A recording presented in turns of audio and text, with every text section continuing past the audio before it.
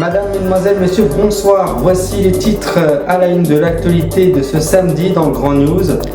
La vaccination pour les personnes les plus fragiles devait initialement s'effectuer en même temps que celle qui concerne la grippe saisonnière le 17 octobre prochain.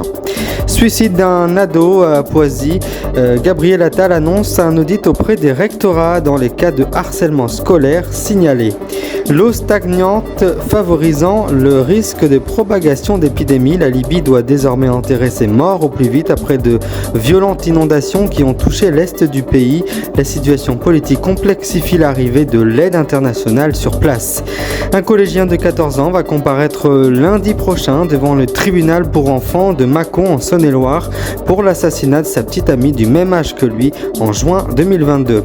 Le ministre ukrainien des infrastructures Oleksandr Kubrakov a annoncé samedi que 2 navires naviguant en mer Noire en direction de Chrono-Moskov. D'après les gendarmes de Haute-Saône qui ont mené l'enquête, environ 1400 personnes ont acheté illégalement le code de la route sans passer l'examen. 4 personnes ont été interpellées. Les autorités avaient annoncé un bilan provisoire humain de 115 victimes à la suite des incendies meurtriers de Hawaï sur l'île de Niue. Le 8 août dernier, le nombre de 97 morts est désormais avancé. Le bilan devrait augmenter. Et puis à la fin de ce journal, le rattrapage de l'actu.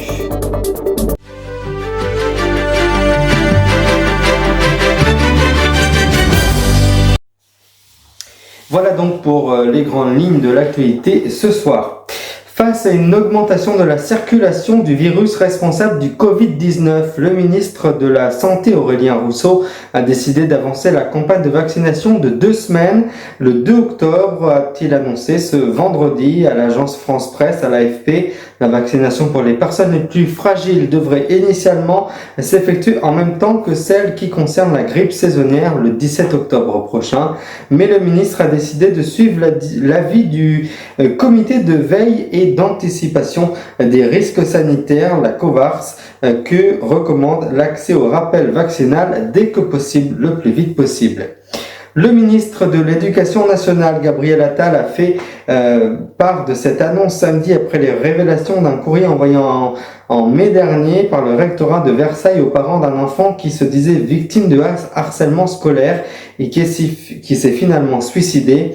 Il a qualifié cette lettre de honte. Dès lundi, je réunirai l'ensemble des recteurs et je veux réaliser un audit sur l'ensemble des situations de harcèlement qui ont été signalées. Depuis l'année passée, le ministre de l'Éducation nationale, Gabriel Attal, s'est exprimé ce samedi après la publication d'un courrier adressé aux parents d'un ado de 15 ans, victime de harcèlement scolaire qui s'est suicidé à Poissy dans les Yvelines le 5 septembre dernier. Plus les jours passent, plus l'étendue des catastrophes se révèle en Libye. Plus de 800 000 personnes ont été touchées par les inondations qui ont ravagé l'est du pays et plus particulièrement la ville de Derma. Un dilemme se présente désormais aux autorités libyennes. Faut-il laisser les corps se décomposer pour identifier leurs corps ou faut-il les enterrer au plus vite afin d'éviter la propagation des épidémies de l'eau qui stagnante favorise? C'est actuellement la crainte dans cette ville de Derma, désormais protégée, entourée par l'armée pour créer une forme de bulle sanitaire. Les chiffres divergent selon les sources que nous avons ce soir, mais il est fort probable que les inondations aient tué plus de 10 000 personnes dans cette ville côtière de l'est du pays. De nombreux quartiers ont été ensevelis par les eaux.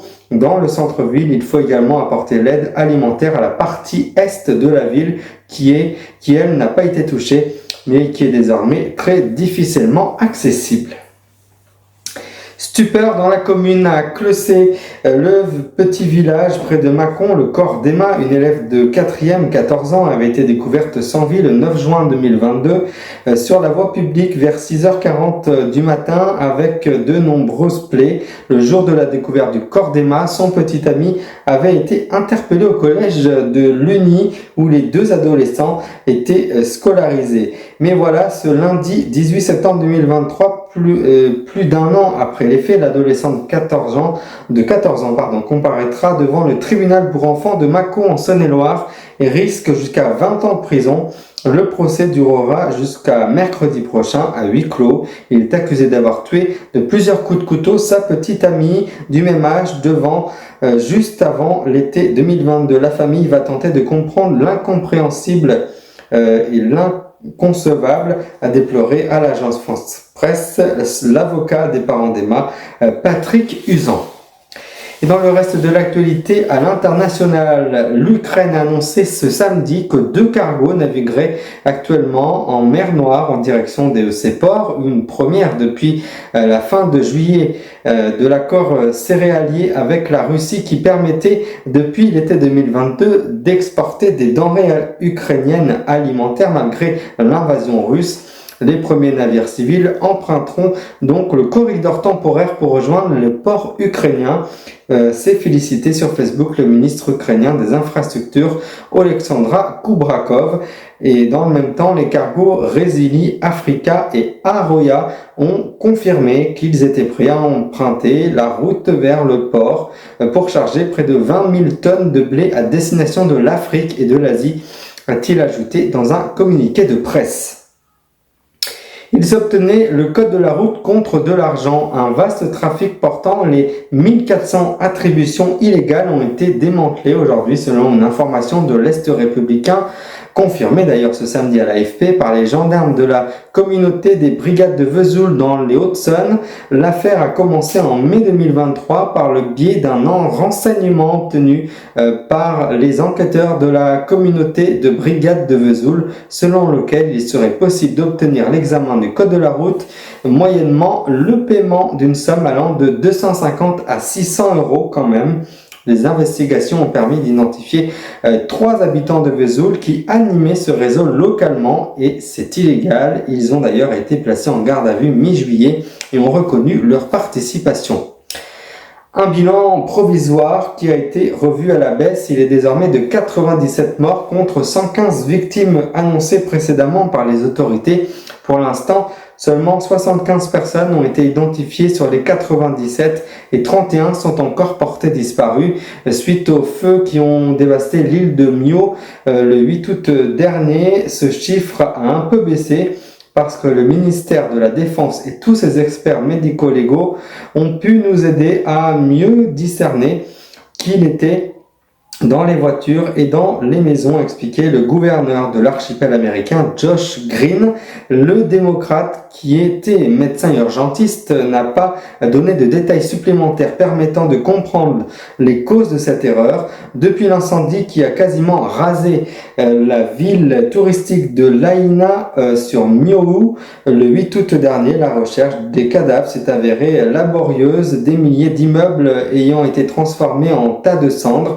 Les autorités là-bas ont demandé aux proches des disparus de fournir des échantillons ADN pour espérer identifier les victimes, donc les disparus selon l'AFP. Et tout de suite, passons au rattrapage de l'actualité passée cette semaine.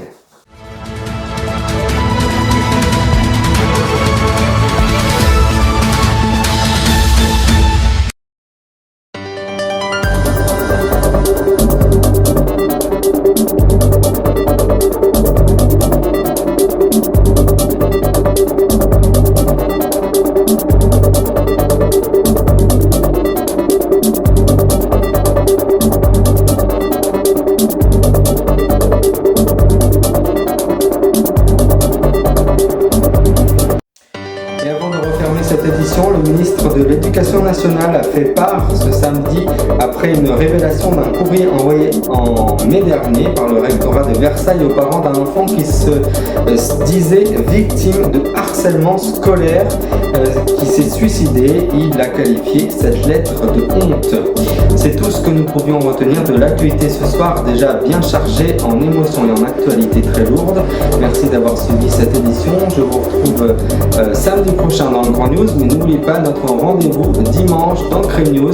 Je vous raconterai l'histoire de Anne Caudal qui a disparu soudainement. Je vous souhaite un très bon week-end et merci de nous rester fidèles.